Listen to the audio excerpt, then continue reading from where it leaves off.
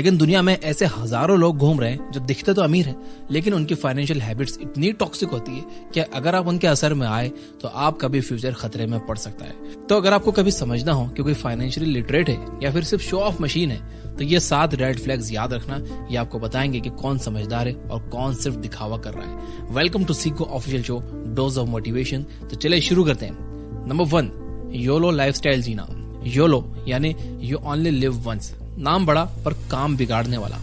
ये लोग ऐसे डिसीजन लेते हैं जो फ्यूचर का कबाड़ा कर देते हैं। पेनी स्टॉक्स में बिना रिसर्च के पैसा डालना, ट्रेंडी गैजेट्स हर महीने लेना, क्रेडिट कार्ड लिमिट फुल करके पार्टी करना। इनका लॉजिक होता है कल किसने देखा है भाई। लेकिन असली इंटेलिजेंट आदमी सोचता है कि अगर कल देखा तो उसमें सरवाइव कैसे करेंगे। योलो लाइफस्टाइल शॉर्ट टर्म में फन देती है लेकिन लॉन्ग टर्म में दर्द देती है। जब आप 30 के बाद सेटल होना चाहोगे तब ये योलो वाले डिसीजंस आपका सिर पकड़वा देंगे। यहाँ पर लेसन यह है कि लाइफ को एंजॉय तो करो लेकिन बिना प्लानिंग के मत करो। डिसिप्लिन और डायरेक्शन के बिना योलो सिर्फ बैंक बैलेंस को 0 बनाता है। नंबर 2, क्रेडिट कार्ड के लोन का पहाड़। सोचो आप एक कैंडी शॉप में हो, जितनी मर्जी मिठाई लो, बिल बाद में मिलेगा। मजा आ रहा है ना। बस यही होता है क्रेडिट कार्ड। लेकिन जब बिल आता है और आप पूरा नहीं भर पाते तो हर दिन के साथ इंटरेस्ट की नई पेनल्टी लगती है। एक छोटी सी शॉपिंग ट्रिप एक बड़ी फाइनेंशियल गलती बन जाती है।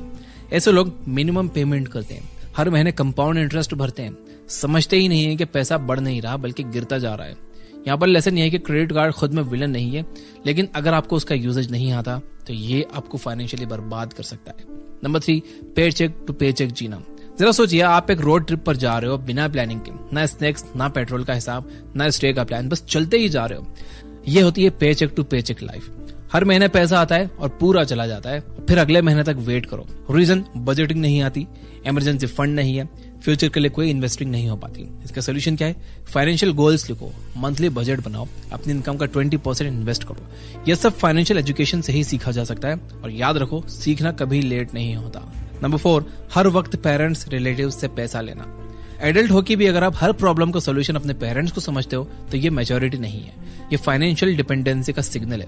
ऐसे लोग बजट बनाना नहीं जानते, इमरजेंसी के लिए कुछ नहीं रखते, अपनी रिस्पॉन्सिबिलिटीज दूसरों पर डालते हैं। फाइनेंशियल रिस्पॉन्सिबल आदमी खुद को सिचुएशन से निकालता है। बोरोइंग सिर्फ एक बार होती है, आदत नहीं बनती। सोसाइटी का फंडा सिंपल है, personal freedom is equal to personal responsibility. Number 5, friend से बार बार उधार लेना।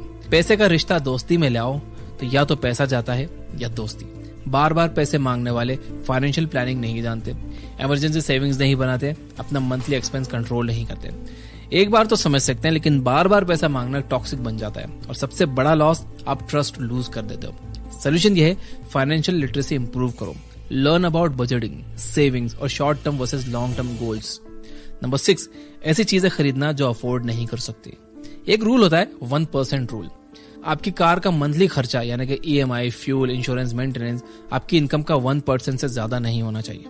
लेकिन अगर आप 50,000 कमा रहे हो और 12,000 कार EMI भर रहे हो तो ये फाइनेंशियल सुसाइड है। सेम चीज आईफोन्स, ब्रांडेड क्लोथ्स, वैकेशंस पर भी अप्लाई होती है। एक और स्मार्ट है 48 आवर रूल। अगर कोई कॉस्टली चीज लेनी हो तो 48 घंटे वेट करो। अगर तब भी जरूरत लगे तो फाइनेंशियल कैलकुलेशन करो। स्पेंडिंग से पहले सोचना जरूरी है, अच्छी चीजें जरूरी नहीं कि आपके बजट के अंदर ही हो। नंबर 7, रेंट देना बेकार लगता है। रेंट तो पैसा बर्बाद करना है। ये लाइन मोस्टली उन लोगों से सुनोगे जिनको रियल एस्टेट इकोनॉमिक्स का ए भी नहीं पता। रेंट का मतलब है आप फ्लेक्सिबिलिटी ले रहे हो, मेंटेनेंस का टेंशन नहीं, टैक्स और लोन के स्ट्रेस से दूर हो। अगर आप 20s में हो, करियर शिफ्टिंग फेज में हो तो रेंट लेना फाइनेंशियली स्मार्ट डिसीजन है। बाइंग हाउस सिर्फ इमोशनल डिसीजन नहीं होना चाहिए। कभी कभी रेंट सस्ता होता है और जो पैसा बचा उससे इन्वेस्टमेंट अपॉर्चुनिटीज ओपन हो जाती है। अगर आप यहाँ तक देख रहे हो तो आप सीखोगे, सच्चे फैन हो। आपके लिए bonus point number 8, financial goals का ना होना। सबको पैसा चाहिए होता है लेकिन क्यों चाहिए ये नहीं पता। यही फाइनेंशियल अनएजुकेटेड होने की पहचान। फाइनेंशियली स्मार्ट पर्सन अपना कर्जा काउंट करता है, रीपेमेंट का प्लान बनाता है, बजट बनाता है, इन्वेस्टमेंट और रिटायरमेंट गोल्स सेट करता है। Big goals is equal to small actionable steps. जब तक गोल नहीं है तब तक डायरेक्शन नहीं है। तो कुल मिलाकर दोस्तों, दिखावा तो बहुत लोग करते हैं लेकिन फाइनेंशियल इंटेलिजेंस वो क्वालिटी है जो लॉन्ग टर्म गेम जीतने में काम आती है। अगर आपको इनमें से कोई भी रेड फ्लैग अपने आसपास या अपने अंदर दिखे तो समझ जाओ वक्त आ गया है सीखने का। Financial education is not optional anymore, it's survival. और अगर आपको कहां से शुरू करना है समझ नहीं आ रहा तो वहीं से शुरू करो जहां ये वीडियो खत्म होती है। अपने आप से एक सवाल करो कि मेरे पैसे का फ्यूचर क्या है। जवाब मिल जाए तो एक्शन लेना शुरू कर दो। यहाँ तक देख रहे हो तो फीडबैक में यस जरूर लिख देना, मुझे आपका फीडबैक मिल जाता है। इस वीडियो को लाइक करना और इसे अपने सभी दोस्तों के साथ शेयर करना जो फाइनेंशियली स्ट्रगल कर रहे हैं। Thank you for watching.